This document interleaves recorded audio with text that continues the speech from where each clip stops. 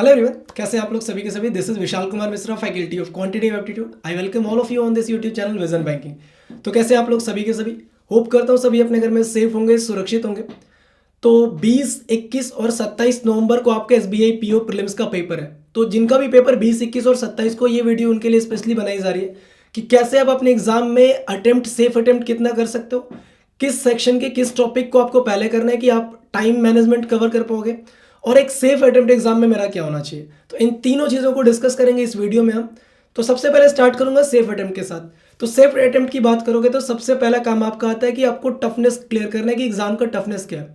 Toughness आपका तभी cover कर पाओगे जब आपने मल्टीपल एग्जाम्स कवर किए। मल्टीपल एग्जाम्स मतलब मॉक टेस्ट आपने ज़्यादा लगाए। मान लो आपका इंग्लिश का सेक्शन ओपन होता है और पहला, दूसरा, तीसरा, चौथा और पांचवा क्वेश्चन आपको लगता है डिफिकल्ट है, तो कहीं ना कहीं पेपर का लेवल जो है एक मॉडरेट लेवल से डिफिकल्ट लेवल की ओर जा रहा है। तो एक सेफ अटेम्प्ट अगर आप बात करोगे तो 65-70 आपका जाता है। अगर आसान पेपर आ रहा है तो 70 से ऊपर भी कट ऑफ गया है। 2019 की बात करोगे तो 71 प्रीलिम्स का कट ऑफ गया है। अब मैं बात करता हूँ कि सेक्शनल वाइज टॉपिक कैसे कवर करें। स्टार्ट करते हैं इंग्लिश के साथ, और मैं कंसिडर कर रहा हूँ कि आपका जो पेपर आ रहा है वो डिफिकल्ट आ रहा है, तो उसके अकॉर्डिंग अपन चल रहे हैं कि डिफिकल्ट पेपर में कैसे कैसे अटेम्प्ट हमें लेने हैं। सेक्शनल टॉपिक में स्टार्ट करेंगे इंग्लिश के साथ। पहला टॉपिक आपको कवर करना है मिसस्पेल्ड वर्ड या सेंटेंस रीअरेंजमेंट का।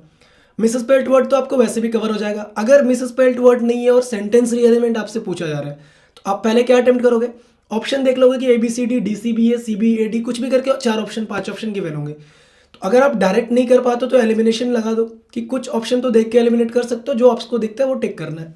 तो आप मैं ये गेस कर सकता हूँ कि 5 में से 4 क्वेश्चन तो वहां से बना के आओगे।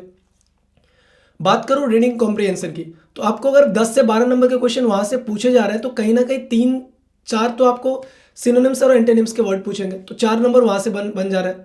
आपको एक अगर डेटा बेस्ड रिलेटेड है, मतलब अगर डेट बेस्ड आपका क्वेश्चन आ रहा है तो कहीं ना कहीं पैसेज में आपको डेट ढूंढना है और क्वेश्चन को टिक करना है वहां से। अगर बात करूं ट्रू और फॉल्स की तो 2-3 क्वेश्चन वहां से भी बन जाते हैं देखने को पैसेज में, तो वो भी आपसे सेफली अटेम्प्ट किए जा सकते हैं।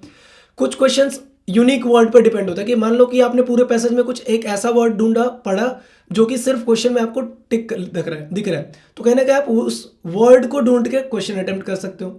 पैराजम्बल की बात करो, अगर आप कितने भी, अगर आपको पैराजम्बल बहुत ही डिफिकल्ट लगता है तो पहला वर्ड, पहला सेंटेंस और लास्ट सेंटेंस तो आप आराम से बना दोगे। फिलर्स में से 2-3 क्वेश्चन करने हैं, तो इस तरीके से आप इंग्लिश में अटेम्प्ट करोगे 20 से 22 क्वेश्चन। 20-22 क्वेश्चन अगर आप अटेम्प्ट कर पा रहे हो तो बहुत ही सेफ अटेम्प्ट है आपका।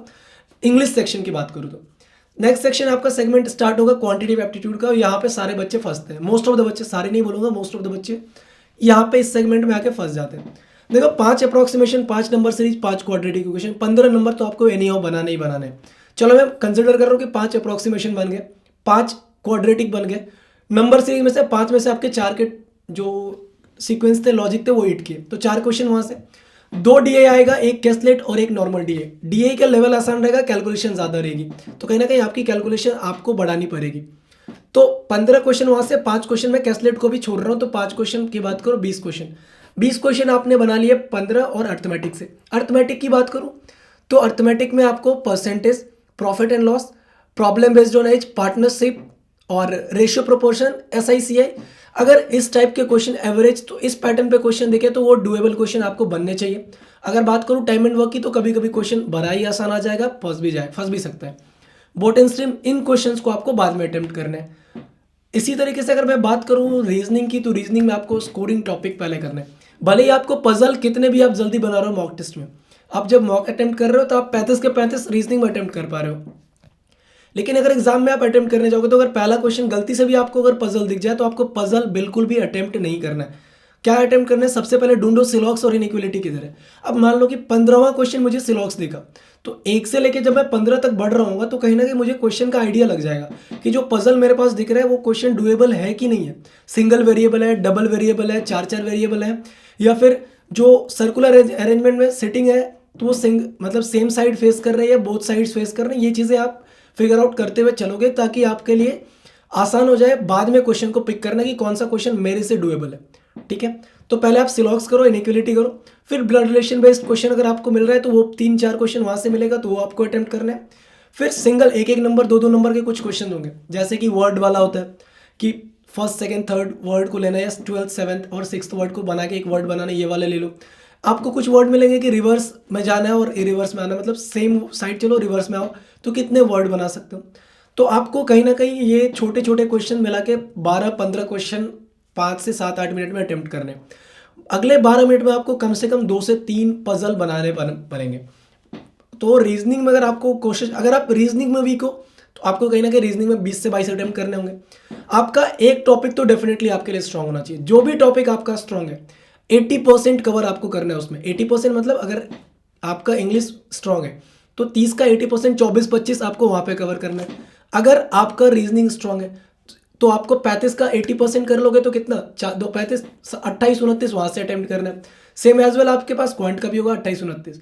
तो अगर आप स्ट्रांगेस्ट टॉपिक में अपना 28-29 अटेम्प्ट कर रहे हो तो जो वीक टॉपिक 2 है आपके, इंग्लिश में आप बात करो तो 18 भी अटेम्प्ट कर सकते हो। अगर 18 अटेम्प्ट किया तो कितना 28 प्लस का 18 46 आपके अटेम्प्ट हो गया।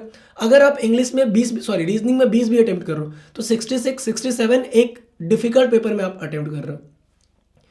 अब अगर पेपर आसान आ जाते तो आपका मैटर क्या करेगा कि आप कितनी स्पीड में क्वेश्चंस बना पा रहे हो, वहाँ पे आपका स्पीड ही मैटर करेगा। अब अप्रोक्सीमेशन का लेवल आसान है तो 5 क्वेश्चन बनाने में आपके 2 मिनट लगने चाहिए।